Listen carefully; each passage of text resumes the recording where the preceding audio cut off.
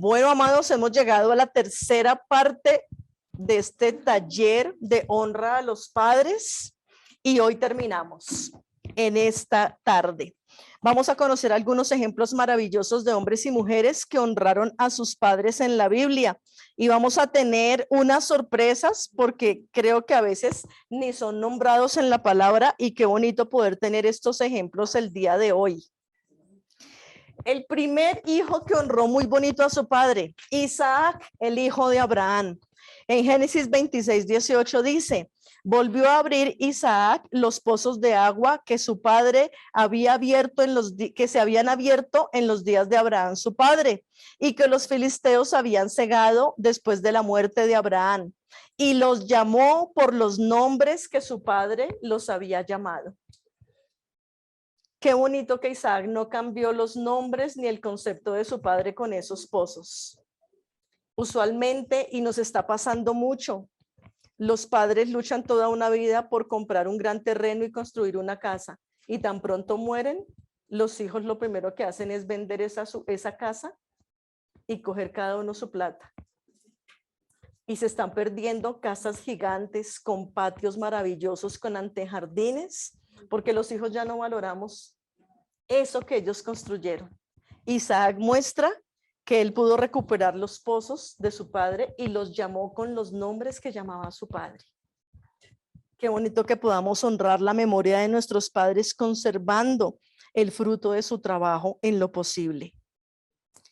Otra mujer que bendijo y honró a su padre, Rebeca. En Génesis 27:46 dijo Rebeca a Isaac. Rebeca le dijo a su esposo, fastidio tengo de mi vida a causa de las hijas de Het. Si Jacob toma mujer de las hijas de Het, como estas de las hijas de esta tierra, ¿para qué quiero la vida? Aunque Rebeca no estaba hablando con su padre, sino con su esposo, quiso mostrar que uno de sus hijos se alejaba de la casa con el fin de buscar una esposa en yugo igual y agradarle a los dos. Eso muestra aún algo más superior en la vida de Rebeca, un espíritu listo a humillarse y permanecer fiel con la honra a sus padres. Estaba diciendo a su esposo, nuestro hijo se va a alejar para encontrar una esposa conforme a nuestro pueblo, porque no quiero que otro hijo se pierda con unas nueras que no bendigan el nombre de Hashem. Entonces, aunque Rebeca directamente no honraba a sus padres, estaba diciéndole a Isaac que no fuera a dañar su corazón contra el hijo que se alejaba. Guardar el corazón de su esposo como padre, pero también mostraba el sometimiento a la autoridad a su esposo, casi como si fuera un padre para ella. Bueno, de hecho, Isaac oró más de 20 años para ella poder tener esos dos hijos. Miren lo hermoso de la honra. Otro ejemplo maravilloso, Rubén. De Rubén usualmente siempre hablamos y recordamos porque tomó una de las mujeres de su padre. Y le damos harto juguete a Rubén. Pero vamos a ver aquí algo lindo que tiene Rubén como hijo, porque la Torá tiene eso y así es el camino del Señor. No todo es santo, no todo es perfecto. Todos tenemos debilidades y caídas, o si no haríamos la palabra de Dios mentirosa. La palabra dice que no hay justo ni aun uno. Por lo tanto, la palabra muestra cosas injustas y justas del hombre, para que entendamos que debemos tener un equilibrio. Y el único perfecto es a quien acudimos, a Hashem. Génesis 30:14 dice, fue Rubén en tiempo de la siega de los trigos y halló mandrágoras en el campo y las trajo a Lea su madre. Y dijo Raquel a Lea, te ruego que me des de las mandrágoras de tu hijo. ¿Y qué pasa aquí? ¿Y cuál es la honra de Rubén? Que sin ninguna intención a ganar algo, le trajo a su madre las mandrágoras. Le trajo un regalo y un presente. Muchos hijos a veces llegan con algo, con algún interés. Rubén aquí no tenía ningún interés, sino agradar a su madre. Y cuando vio el tiempo del trigo y de la mandrágora fue, recogió y le trajo a su madre, hasta el punto que su tía estaba diciendo, uy, de esas mandrágoras que te trajo Rubén, compárteme. Entonces, otra forma de honrar a los padres es eso. Y miren aquí el equilibrio que el Señor hace. Rubén deshonró a su padre, tomando una de sus concubinas para él. Entonces Rubén honra a su madre, siendo rápido, eficaz, certero, se esforzó y se apresuró a complacer a su madre y a darle alegría. Entonces aquí vemos que no hay hijos perfectos, pero que nosotros debemos buscar equilibrio para siempre agradar a los padres en todo.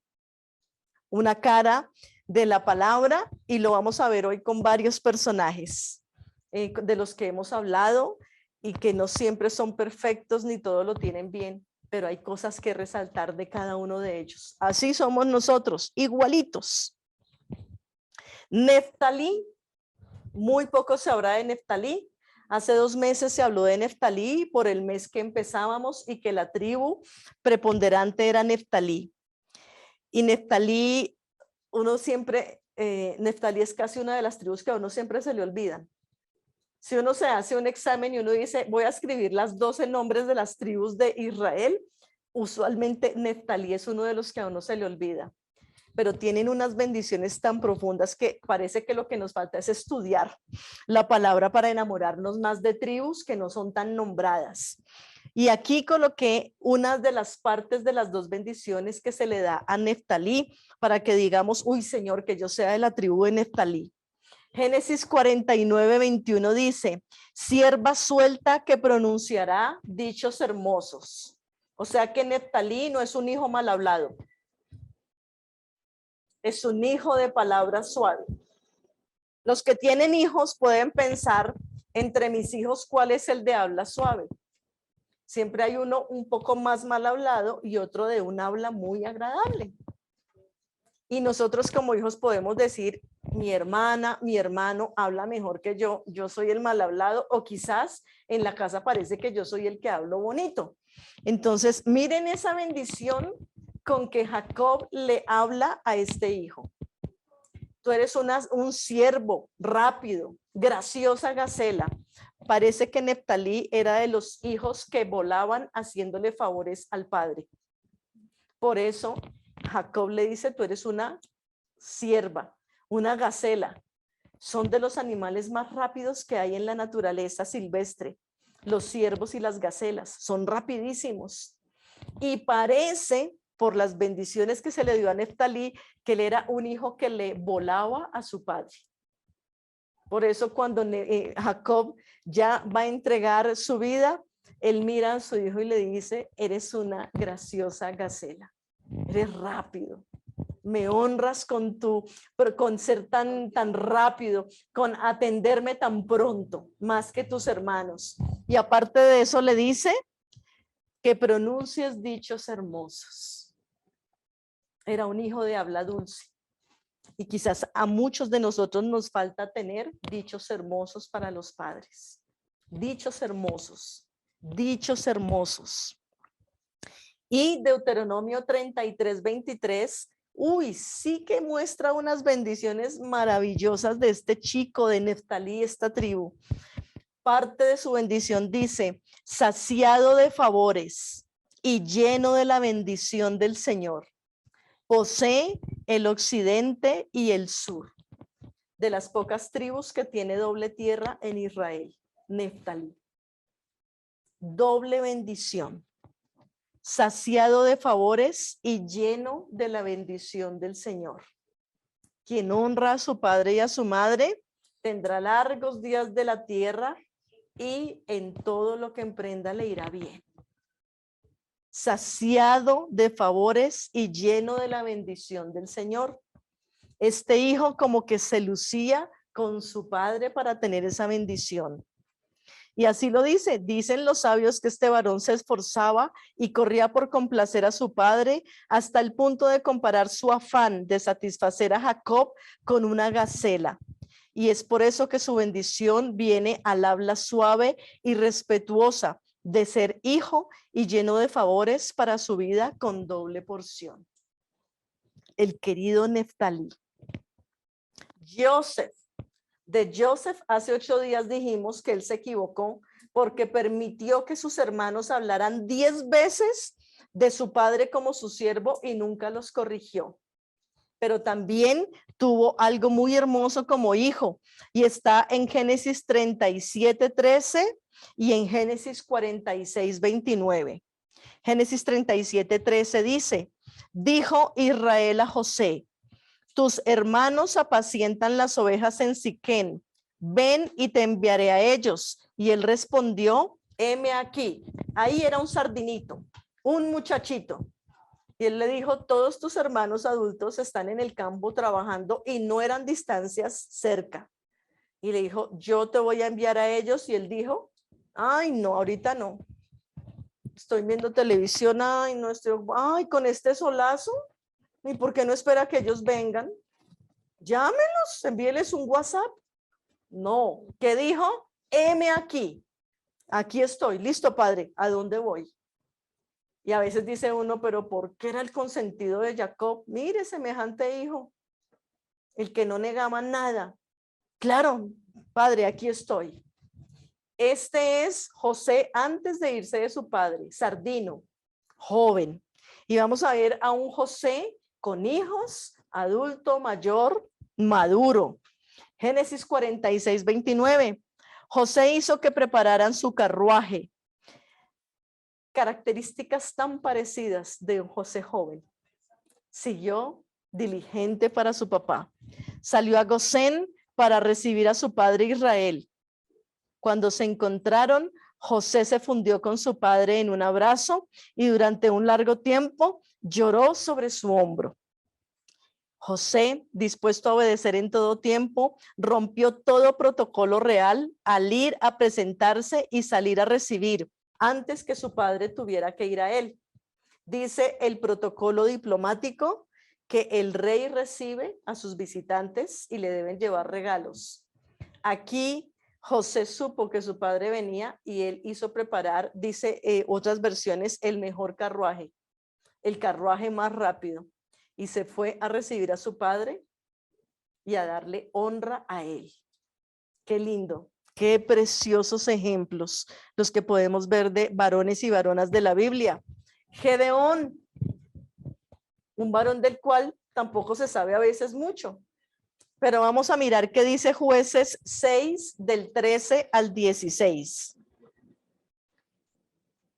El Señor miró a Gedeón y le dijo, usa tu fuerza y libera al pueblo de Israel del poder de los madianitas. Yo te envío a que los salves. Y Gedeón respondió, perdón, Señor, pero ¿cómo puedo salvar a Israel? Mi familia es la más débil de todas las familias de Manasés y yo soy el más joven de todos. El Señor le dijo, pero yo estaré contigo. Podrás derrotar a los madianitas como si estuvieras peleando contra un solo hombre. Gedeón, como el menor de la casa, se quedó haciendo el trabajo que ya sus padres no podían. Y el Señor lo sacó en gran victoria y sostuvo a sus ascendientes y bendijo a su descendencia. Aquí vemos doble bendición de Gedeón. Dice la historia que él tenía otros hermanos. Fue el menor y se quedó trabajándole a sus padres, recogiendo el trigo en los campos, porque sus padres ya se habían vuelto viejos y no podían atender estas labores. Como era una familia, parece que pobre y pequeña, no tenían a quién pagarle. Entonces Gedeón se regaló a trabajarle a sus padres para que ellos ya no tuvieran que tener esa penuria de ir a trabajar en el campo. Y el Señor, tan parecido a la historia de David, escoge al menor de la casa, al que parecía más débil, al más insignificante y le dice, yo estoy contigo y te voy a dar la victoria. Esto habla mucho del corazón de un hijo. Y entonces el Padre que está en los cielos como que mira mucho los corazones de los hijos aquí en la tierra. Y cuando un hijo está dispuesto a servir y atender a sus padres, aún por encima de lo que le gusta y lo que puede hacer, el Señor le bendice y le remunera. Gedeón y David tienen esa característica. Los menores y los que se quedaron al servicio del trabajo que ya sus hermanos no querían hacer. A los que ya no les interesaba. Que dijeron, me voy rapidito y mis papás verán qué hacen. Los dos menores, David y Gedeón, se quedaron atendiendo a sus padres y el Señor les remunera con trabajos de honra más adelante. Jonatán, el querido hijo de Saúl. Primera de Samuel 14, 27 y Primera de Samuel 14, 43 y 45 dicen lo siguiente. Y nos vamos a encontrar con sorpresas donde uno a veces dice, uy, esto yo ya lo había leído en la Biblia alguna vez. Pero qué bueno poder escudriñar estos pasajes de la Biblia. Dice Primero de Samuel 14, 27. Sin embargo, Jonatán, que no había oído la orden de su padre, sacó miel de un panal con un palo y cuando terminó de comerla se sintió con más fuerzas. Versículo 43. Entonces Saúl dijo a Jonatán, declárame lo que has hecho. Y Jonatán se lo declaró y dijo, ciertamente gusté un poco de miel con la punta de la vara que traía en mi mano y he de morir. Saúl respondió, así me haga Dios y aún me añada que sin duda morirás, Jonatán. Entonces el pueblo dijo a Saúl, ¿ha de morir Jonatán, el que ha hecho esta grande salvación en Israel? No será así. Vive el Señor, que no ha de caer un cabello de su cabeza en tierra, pues que ha actuado hoy con Dios. Así el pueblo libró de morir a Jonatán. Y uno dice, pero ¿cuándo habíamos leído esta historia? Salieron a la guerra y Saúl, recriminándole al pueblo porque nadie podía devolverse y tenían que ganar o ganar, dijo, ay de aquel que coma algo en esta guerra. Aquí estamos es para batallar, no para comer. El que coma algo antes de que ganemos, que muera. Jonatán venía atrás y no escuchó lo que su padre dijo. Y dice que cuando iba por el camino vio un panal de miel, extendió un palo, volvió la miel a su boca y muchas versiones dice y tuvo fuerzas. Otros dicen comió miel y se le aclararon los ojos. O sea, ya venían desfallecidos y un poco de miel lo fortaleció, le subió las defensas, las calorías y empezó el muchacho a ver. Gracias a haber probado la miel, a sentirse con fuerza, Jonatán luchó y batalló de tal manera que el pueblo de Israel ganó. Y cuando ya llega y le preguntan, porque el pueblo le dijo a Saúl, tu hijo comió. Y Saúl, con su corazón bastante en misericordia, le dice, tú declárame lo que has hecho. Y Jonatán dijo, sí, yo lo hice. Yo tomé de la miel, yo comí, padre. He de morir por eso. O sea, no me detuve a comer, no me quedé comiendo. Cogí un palo y lo llevé a mi boca. No hice más, no me detuve en la batalla. ¿He de morir? Le pregunta. Y Saúl le dice, sí, indefectiblemente. Pero la labor y la honra de un hijo que no dijo mentiras y que estuvo firme, el pueblo lo defendió y le dijo que no muera. Gracias a Jonatán, hoy hemos ganado. Y efectivamente, Saúl no pudo cumplir su palabra. Primero se dio cuenta que su hijo no había escuchado, no lo hizo de maldad ni para pasar por encima de él. Y segundo, gracias a la fuerza que recobró con un bocado de miel, el pueblo ganó. Entonces, la honra de Jonatán es lo siguiente. Aunque un hijo pueda perder, no mentirá a su padre. Ya a Jonatán le habían dicho, ve que tu padre te necesita porque comiste. Y Jonatán nunca dijo mentiras. Pudo decir que no sabía de su juramento. Sin embargo, Jonatán no cuestionó a su padre. Aceptó sin defenderse y el pueblo salió en su defensa, liberando a Saúl de sus palabras.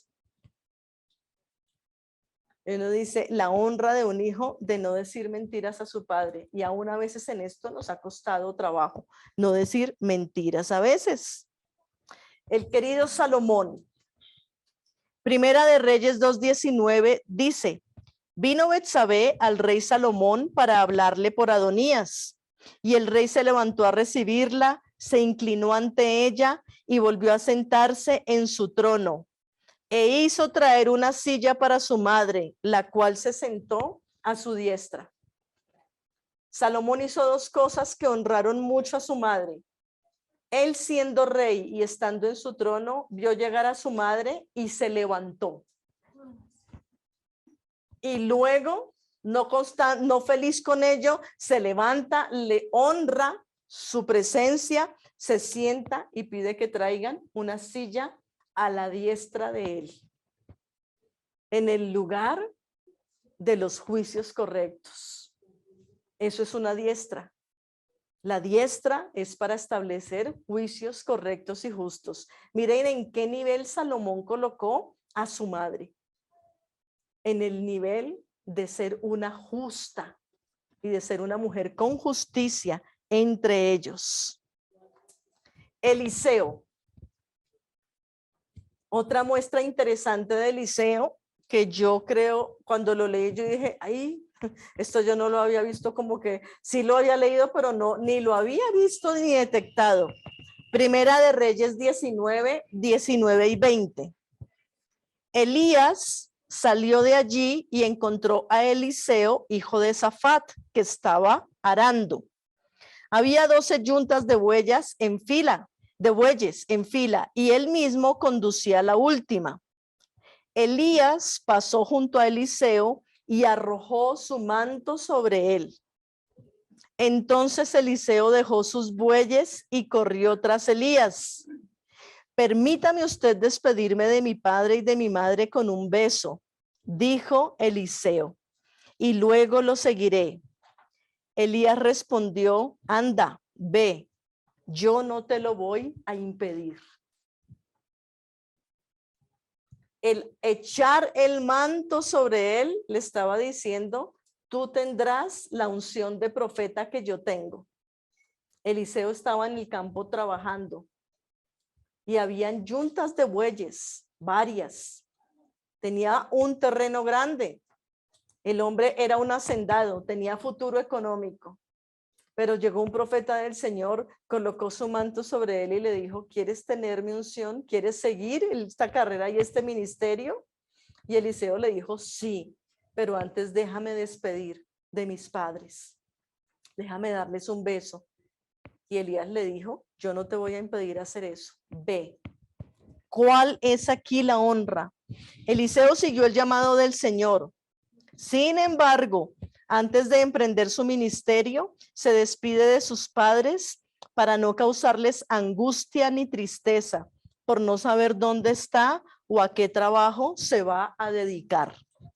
Hay que hacerle saber a nuestros padres cuando nos vamos a marchar. Eso es importante, muy importante. Y creo que este ejemplo nos toca a todos porque todos tenemos un llamado, un ministerio que hacer, y quizás el Señor nos mande a otros lugares lejos de nuestros padres. Así ellos no entiendan este camino espiritual, es necesario nosotros ir y decirles: padres, el Señor, mi Dios, el Dios de Israel, me ha llamado a su servicio. Me voy a tal pueblo, a tal nación. Debo obedecerle. Estaré viniendo continuamente, te estaré enviando dinero, no te abandonaré, te estaré llamando. Ahora más que nunca es muy fácil las comunicaciones, tenemos celulares. Donde quiera que estemos podemos tener una conversación con ellos.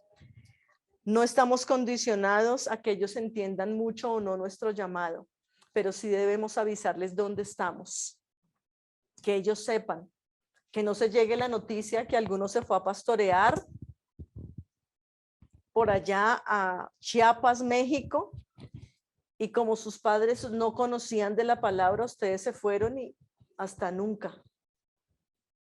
¿Y que dónde están sus hijos? Yo no sé, que están por allá de pastores, yo no sé qué fue que hicieron. No, importante. Así nuestros padres no entiendan, no sepan, no entiendan la pasión de nuestro servicio, hay que comentarles a ellos, hay que decirles. Eso puede ser fuente de testimonio para que ellos se conviertan. Eso puede ser fuente de bendición para que ellos vean que el trabajo de Dios lo hemos tomado en serio en la vida. Como dicen algunos padres, por lo menos algo cogió en serio. El trabajo a Dios. Entonces, esto es de profetas. Este versículo parece que siempre me lo hubieran escondido en la vida. Cuando lo leía para este seminario, yo decía, wow, Señor.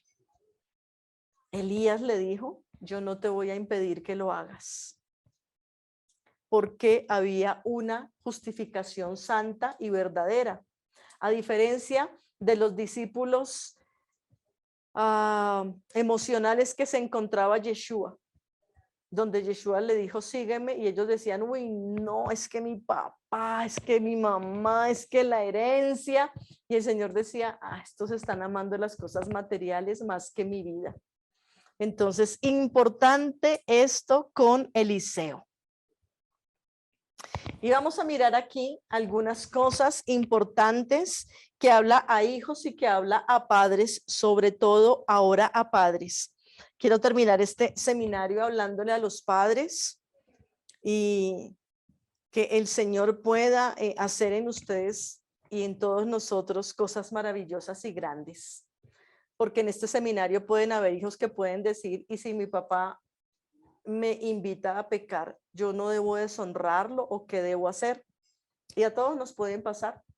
Si hay hombres que me están escuchando aquí y su papá los invita a tomar, usted puede decirme, no, me pegué una borrachera con mi papá, pero es que usted dijo que había que honrarlo. Yo lo hice, yo obedecí, me senté en esa mesa y nos tomamos toda la tienda. Usted dijo que tocaba, que todavía hay que honrar al padre y no llevarle la contraria. Entonces, como todos los extremos son malos y las interpretaciones que a veces hacemos en nuestra carne son erradas, necesitamos hoy mirar esta parte y ver qué nos aconseja el pueblo que ha estudiado tanto la palabra y que es más sabio que nosotros.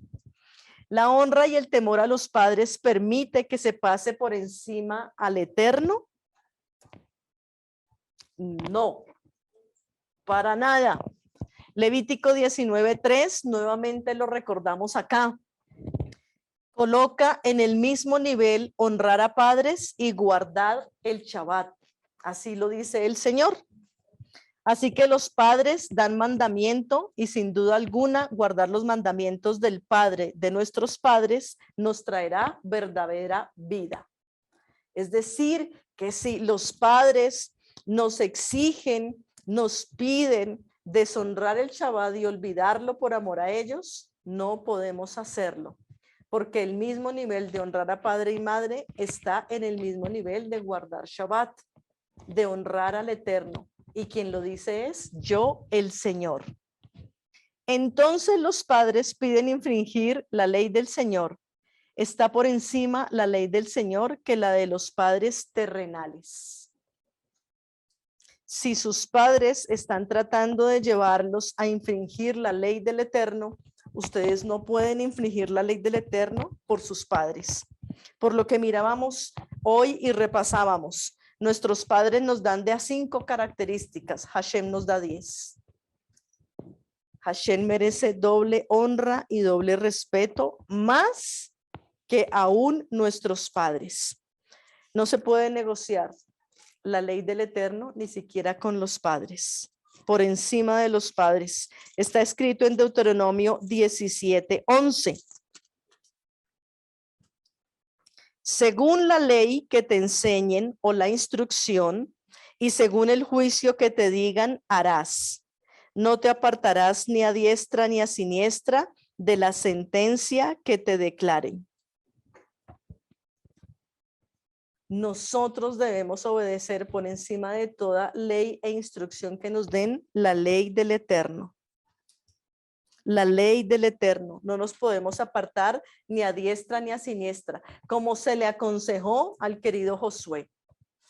No nos podemos apartar de la ley del Señor. Toda la instrucción que nos diga la palabra debemos hacerla.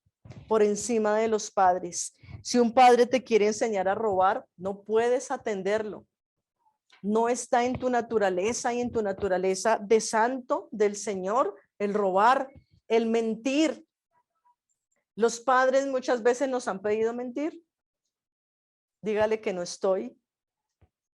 Una llamada y le hacen a uno todas las muecas sabidas y por haber. Le pasan a uno papelitos. No puedes mentir. Y debes decírselo al padre. Vaya, diga que no estoy. No, no puedo mentir, padre. Una mentira va a traer otra y vamos a vivir engañados. Eso no sirve. Pon la cara que tú me has enseñado a ser responsable. Es importante y necesario. Nosotros no podemos prestar nuestra vida porque hemos sido apartados para el eterno. Y cuando desobedecemos, nos volvemos como cualquier pueblo de la tierra. Y hoy leíamos qué comunión tienen la luz con las tinieblas. No es, todo es lícito, pero no todo nos conviene. Entonces, es lícito decir mentiras y que la gente sea engañada, sí, pero no nos conviene porque eso no nos va a traer bendición. Así que si un padre te va a llevar a infringir la Torá, no debes faltarle al respeto hablándole mal, pero debes mostrarle que por encima de su autoridad hay una autoridad suprema que ya te apartó para vivir mejor de lo que tú vives hoy en día. Hay que saber hablar, eso es muy importante. Otro caso que sucede, que uno dice, eso no puede pasar, sí pasa y necesitamos aclararlo.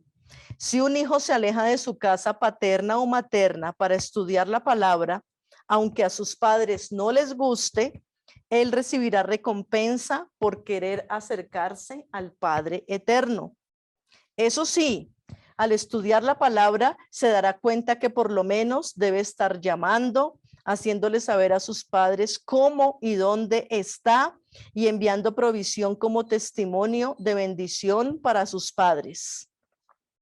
Esto lo vemos en la Torá. Hay un ejemplo muy claro de esto y pasó con Jacob. Jacob se alejó más de 20 años de su padre Isaac para buscar al Eterno y para buscar esposa conforme al corazón del Eterno y de su pueblo. Y el Señor guardó a su padre con vida para volverle a ver. Increíble. Increíble. Ya estaba viejito Isaac y el Señor le guardó más de 20 años para que Jacob lo pudiera volver a ver. Solo porque Jacob se alejó.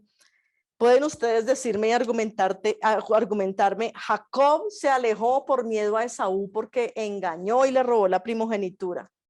Pero hemos visto el versículo donde dice Rebeca le dice a Jacob, a Isaac, el hijo se va a alejar para buscar una mejor esposa.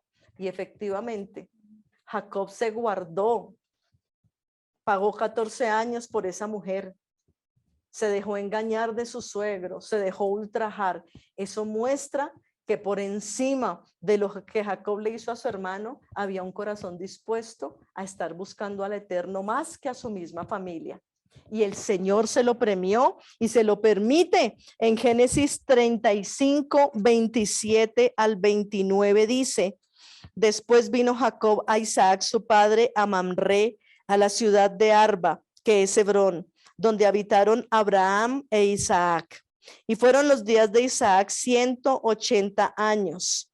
Y exhaló Isaac el espíritu y murió, y fue recogido a su pueblo, viejo y lleno de días, y lo sepultaron Esaú y Jacob, sus hijos. Entonces, solo Hashem sabe por qué este seminario ha llegado en este tiempo y por qué estamos tratando este tema. Muy posiblemente de las personas que nos escuchan están teniendo en su corazón un llamado serio por la palabra, un llamado verdadero a renunciar a muchas cosas de esta tierra y aún alejarse de sus padres por amor al servicio a Hashem. Hagámoslo correctamente, hagámoslo como el Señor manda, para que Él nos pueda respaldar y para que Él pueda hacer de nuestras vidas lo que ha hecho con estos personajes que estamos viendo.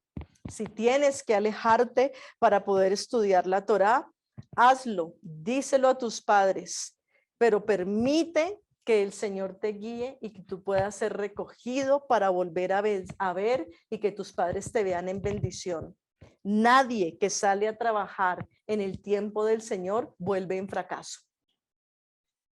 Todos los que salen a trabajar y a buscar del Eterno en su tiempo perfecto volverán con buenas nuevas de salvación a su casa.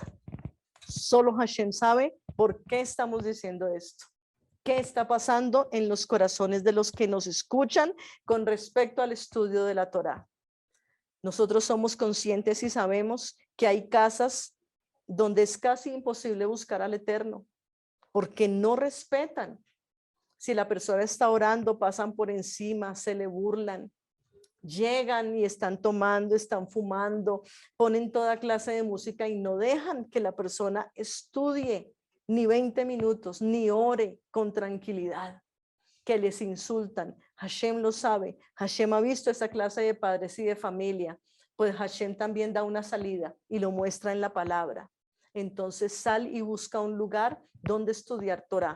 Díselo a sus padres, díselo a cada padre, díselo a la familia, pero llegará el tiempo donde tengas que regresar para que esa familia vea que tú eras apartado para bendecir al Eterno, el Dios de Israel. Otra cosa interesante, el castigo con vara a los hijos. Eso es algo que dice la palabra y nos lo aconseja. Nosotros no podemos quitarlo.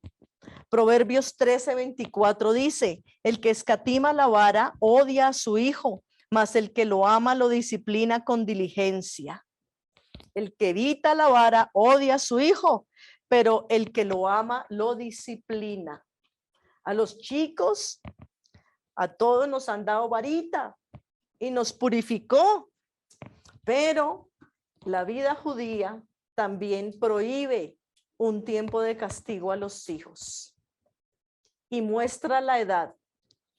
En la vida judía se prohíbe castigar físicamente a los hijos después de la edad de Bar Mitzvah. La vida judía aconseja y le prohíbe a sus miembros y a sus familias que a los chicos después de los 12 o 13 años se les pegue físicamente. Y tienen unas razones interesantes del por qué. Porque son seres, los hijos mayores de 12 y 13 años, son hijos y seres que ya razonan y han tenido la oportunidad de conocer el bien y el mal y saben de consecuencias. Los chicos de 12 y 13 años ya saben qué les va a pasar si no se portaron bien. Ya tienen conciencia de que cuando hago mal tengo consecuencias. Entran a una edad donde ya se resiste el dolor físico y se daña el alma porque deben aprender dominio propio y madurez interior, no exterior. Cuando le seguimos pegando a jóvenes mayores de 12 y 13 años, uno aprende a tener técnicas y tácticas para soportar el dolor. Si uno le pega a un chico pequeño, el niño llora, le duele, llora, es lógico, le dolió. Pero cuando tú le empiezas a pegar a adolescentes y a jóvenes, ¿qué pasa con ellos? Se endurecen. Ya te retan, se paran igual de firmes a uno y lo miran. Y cuando uno termina de pegar, les dice, ya, terminó, me puedo retirar. Así se volteen y se vayan al baño o a la habitación a llorar, ya con uno empiezan a endurecerse. ¿Qué les estamos ahí enseñando? Que dominen sus emociones para afuera, así se rompan por dentro. Estamos promoviendo la rebeldía, porque ellos ya se enfrentan decentemente, pero ya no se someten ni aceptan nuestra autoridad. Antes de los 12 años se le pega a un niño y se le corrige y el niño respeta autoridad, porque no se han levantado sus hormonas como se levantan en la juventud. Por eso, indefectiblemente, a quien hay que castigarles y darles vara cuando se necesite es a los niños menores de 12 años. ya de 12 años en adelante están teniendo un despertar de su personalidad donde ellos necesitan reforzar dominio propio interno, no externo. Si ellos pueden aprender a no pecar porque van a tener consecuencias, va a ser más fácil que solo con golpes. Al hijo que se le castiga con golpe después de esta edad puede tener heridas y resentimientos que no van a ser fáciles de eliminarse después. Cuando los padres pegan a los chicos cuando ya son jóvenes, hay heridas que quedan marcadas. Y las personas se casan y después tienen otras salidas y van a mirar el pasado y fue cuando les pegaron en la juventud. Son heridas que se clavan mucho en el alma, porque en la juventud se está desarrollando toda la parte sentimental y emotiva hacia otros.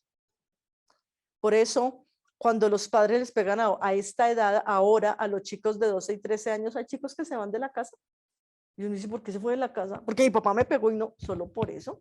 Nosotros lo vemos así como adulto, solo por eso se fue. Pero es que ellos están en una etapa de desarrollo emocional donde ellos dicen, ya no es la hora de pegarme. Entonces mis papás y mis amigos son los que están conmigo en la edad y me comprenden. Y los padres se convirtieron en enemigos. Para evitar esto, el judaísmo dice, disciplina con seriedad antes de los 12 años. De aquí para adelante hay otras técnicas. Sí se tiene que seguir disciplinando, pero ya se tiene que cambiar la técnica. Porque a veces ya el padre va perdiendo fuerza y uno va ganando fuerza en su físico. ¿Qué pasaría si el papá nos pega hoy en día a nosotros? Uno dice, puede que me duela, pero ya uno no les va a llorar. Ya estoy muy viejo para eso. Ya uno no les va a demostrar. Igual pasa en el corazón de los jóvenes. Ellos dicen, sí, que me pegue. De hecho, hay jóvenes que lo dicen de esa manera. Pégueme, máteme si quiere. Igual yo no pienso como usted. ¿Cómo le haces tú cambiar el pensamiento a un muchacho que te responde así? Te puede dar más ira, pero a más golpes, más fuerte su pensamiento se pone. No me voy a parecer a ti. No voy a pensar como tú. El golpe le endurece el corazón. Entonces nuestros sabios nos dicen, pégale al niño cuando necesite el barazo antes de los 12 años. Después empieza a tener otra forma de vida, porque estos muchachos que están aquí en esta foto, ya con golpes, no se dejan convencer. Más esta generación que tienen poco respeto por la autoridad. Dice así. Adicionalmente, los padres tuvieron 12 o 13 años para colocar vara en la vida para que su hijo no se torciera. Eso es como el árbol. Si usted ve que el árbol, la ramita se le está torciendo, colóquele una cuña.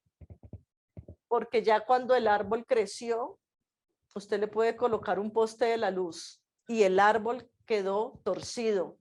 Es tan capaz que el mismo árbol puede tumbar el poste de la luz, porque no tiene tanta raíz como él. Ya en edades jóvenes se vive lo que usted crió de niño. Todo tiene un tiempo y ya el golpe no forma, deforma. Ya la rebelión y el resentimiento se expresarán gravemente en esas edades. Y saben que el Señor dejó por lo menos 4 versículos para los padres de jóvenes o de adultos y para que no les castiguen físicamente. Es bueno que tomemos nota y que meditemos en esta palabra porque es interesante. Primer versículo, Levítico 19:14. No insultes al sordo ni hagas tropezar al ciego. Debes temer a tu Dios. Yo soy el Señor. El padre sabe si su hijo llegó a joven, sordo o ciego de las cosas del Señor y ya debe pagar el precio por ese adulto en formación. No es a través de los golpes. ¿Cómo se puede hacer? En oración, en ayuno y razonando con él. Cuando tú no disciplinaste a tus hijos antes de los 13 años y quieres que a los 14 empiecen a ir a la comunidad y sean perfectos, ¿sabes qué? No le pegues, no lo castigues físicamente. No lo insultes a él porque está sordo. Él no shema. Él no escuchó. Él está ciego porque tú no le diste la Torá antes. No insultes al ciego pegándole. No dañes al sordo porque no escuche. Es necesario que tú pagues ahora precio de oración y ayuno para que el Señor abra los ojos a ese ciego y abra los oídos a ese sordo y él pueda atender la voz de Dios. Ora, ayuna y razona con él. Escúchalo. Si él no escucha la voz del Eterno y la palabra de Dios, escúchalo tú para que sepas por dónde orar y cómo hacerlo. Segundo versículo, Proverbios 19:18. Castiga a tu hijo en tanto que hay esperanza, mas no se excite tu alma para destruirlo. Llega un momento donde debes castigarlo con vara, pero no le sigas dando vara toda la vida, porque le vas a destruir tu imagen de padre, le vas a destruir tu autoridad y le vas a destruir su amor propio. Hay mujeres que le aguantan golpes a los maridos. Hay chicas que uno ve ahorita en los colegios de 16, de 15 años y los novios las cachetean en el parque y uno ve y uno dice, ¿por qué? Porque son hijas a las que las mamás todavía les cachetean y ellas piensan que la forma de ellas quedarse y que no las abandonen es permitiendo que las cachetee el que llega y le dice que las ama. Por favor, no se excite tu alma para castigar a ese muchacho y a esa muchacha y dañarlos. No los entregues en manos de esos novios y novias maltratadoras. Ahora las chicas también le pegan a los muchachos nobles y buenos. No lo permitas. Si en tu casa dejan de haber vara a los 12 años, pero hay comprensión, hay habla, esos muchachos van a tener la oportunidad de decir, no quiero golpes en mi vida, no me los dan en la casa, porque sí, un desconocido o una aparecida. Amados, tengan misericordia de sus hijos para que pueda haber honra en su casa. Tercer versículo, Efesios 6:14, 6 del 1 al 4. Hijos, obedezcan a sus padres. Ustedes son del Mesías y eso es lo que les corresponde hacer. El primer mandamiento que va acompañado de una promesa es el siguiente: honren y cuiden a su padre y a su madre, así les irá bien y podrán vivir muchos años en la tierra. Y ustedes, padres, no hagan enojar a sus hijos, más bien, edúquenlos y vivan las enseñanzas del Mesías. Queridos padres de adolescentes en adelante, llega el momento de razonar, escuchar y mostrar el carácter del Señor con más ejemplo y adultez. Cuando usted le pega a los jóvenes, está mostrando la inmadurez de su carácter y que la única forma donde usted puede expresar su mal genio es a través de los golpes. El adulto es usted. Así como los golpes físicos o psicológicos en los adultos o en las parejas no causan un buen efecto, ¿qué nos hace pensar que en los hijos sí? El hijo está esperando que usted sea más maduro y adulto que él. El golpe ya no hace nada, un morado, una demanda, pero su espíritu y su alma quedan peor. El Señor no les dio hijos para eso. Si es invivible, un hijo mayor debe sacársele de la casa. Si no tuvo autoridad y disciplina de niño o maneja otros problemas por decisiones propias, será la autoridad social quien trate con su vida y el Señor así lo permitirá. Si usted tiene un hijo borracho, glotón, de todo, no le parta el palo de la escoba, ya no le importa. Como el Señor vio que usted hasta los 13 años primeros no le dio vara y no lo enderezó, el Señor permitirá que la sociedad ahora lo enderece o le haga pagar. Cuarto versículo, Deuteronomio 21, 20 al 21. Y dirán a los ancianos de la ciudad: este hijo nuestro es contumaz y rebelde, no obedece nuestra voz, es glotón y borracho. Entonces todos los hombres de su ciudad lo apedrearán y morirá. Así quitarás el mal de en medio de ti, y todo Israel oirá y temerá. Querido, cuando usted no disciplinó a sus hijos con vara hasta los 13 años, cuando usted no ora y ayuna por los hijos jóvenes, cuando usted no razona con ellos ya siendo jóvenes, cuando usted no les muestra el testimonio del carácter del Mesías en usted, como lo leímos en Efesios, indefectiblemente la última etapa que el Señor da es la vida en sociedad. Por eso tenemos muchos hijos en la cárcel. Por eso tenemos muchos hijos sufriendo en las clínicas. Y cuando llegan a ese punto y a esa etapa, muchos de ellos son ganados para Hashem. En la cárcel les predicaron, en la cárcel les dieron suficiente vara, palo y demás, todo el que ellos no quisieron recibir antes, y son ganados para el eterno. El Señor a veces tiene que llevar a personas hasta el límite para poderles mostrar la salvación. Pero no es nuestra labor, no es lo que el Señor quiere para nosotros. Esa es la verdad de honrar a los padres, y también es la verdad de ser padres de hijos mayores, adolescentes y de edad ya donde han pasado a ser